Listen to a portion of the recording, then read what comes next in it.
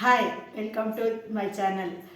ಇವತ್ತಿನ ವಿಡಿಯೋದಲ್ಲಿ ಹಳ್ಳಿ ಸ್ಟೈಲಿಯ ದಂಟು ಸೊಪ್ಪಿನ ಮೊಸರು ಸಾರು ಮಾಡೋದು ಹೇಗೆ ಅಂತ ನೋಡೋಣ ಬನ್ನಿ.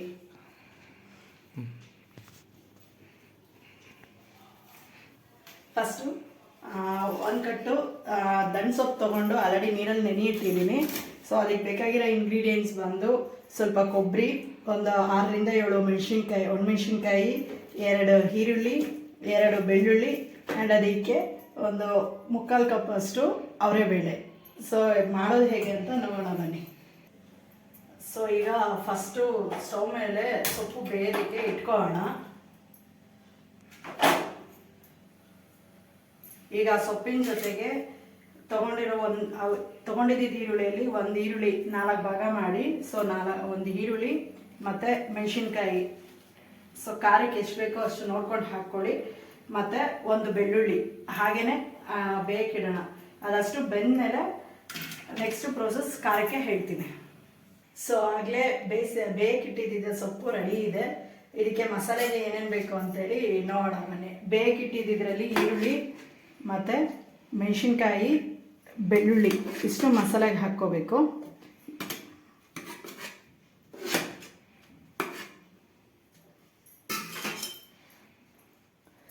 ನಂತರ ಕಟ್ ಮಾಡಿ ಇಟ್ಕೊಂಡಿರೋ ಕೊಬ್ಬರಿ,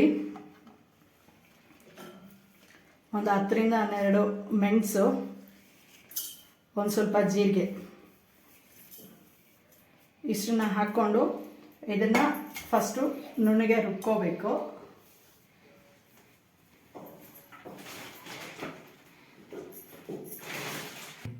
ಹಾಕಿರೋ ಖಾರ ಈಗ ನುಣ್ಣಗಾಗಿದೆ. ಅದಕ್ಕೆ ಬೇಯಿಸಿಟ್ಟಿರೋ ಸೊಪ್ಪನ್ನ ಹಾಕಿ ಒಂದು ಸುತ್ತು ರುಬ್ಕೊಳ್ಳೋಣ.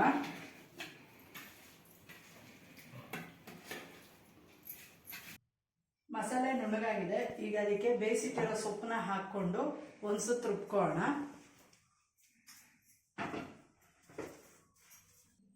ಈಗ ಮಸಾಲೆ ನುಣ್ಣಗಾಗಿದೆ. ಸೊ ಇದನ್ನ ಒಗ್ಗರಣೆ ಹಾಕೋಣ ಬನ್ನಿ. ಒಗ್ಗರಣೆಗೆ ಫಸ್ಟ್ ಪಾತ್ರೆ ಇಟ್ಕೊಳ್ಳೋಣ. ಕಾದಿದೆ, ಅದಕ್ಕೆ ಸ್ವಲ್ಪ ಎಣ್ಣೆ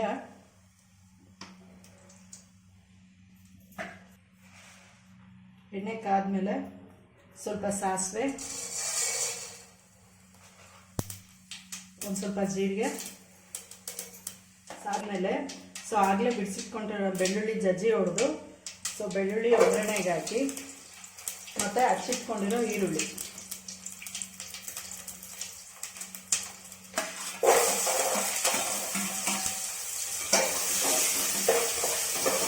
ಚೆನ್ನಾಗಿ ಫ್ರೈ ಆದಮೇಲೆ ಈರುಳ್ಳಿ ಚೆನ್ನಾಗಿ ಫ್ರೈ ಆದಮೇಲೆ ರುಬ್ಬಿಟ್ಕೊಂಡಿರೋಂಥ ಮಸಾಲೆನ ಇದಕ್ಕೆ ಹಾಕೋಣ.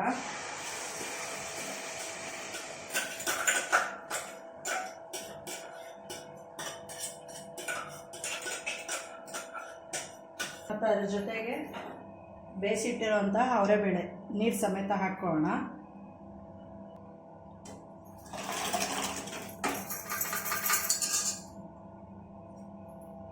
ಈಗ ಇದಕ್ಕೆ ರುಚಿಗೆ ತಕ್ಕಷ್ಟು ಉಪ್ಪು ಹಾಕಿ,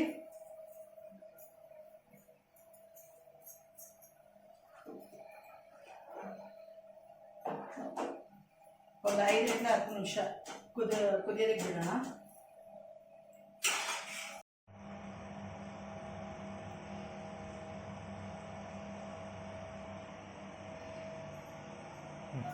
ಈಗ ಸಾಂಬಾರು ರೆಡಿಯಾಗಿದೆ.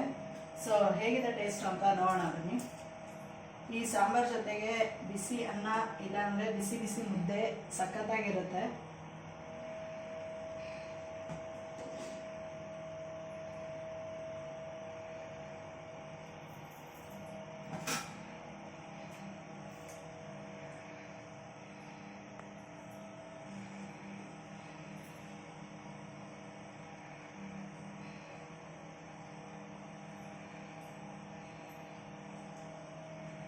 ಸಾಂಬಾರು ಮಾತ್ರ ಸಕ್ಕತ್ತಾಗಿ ಬಂದಿದೆ.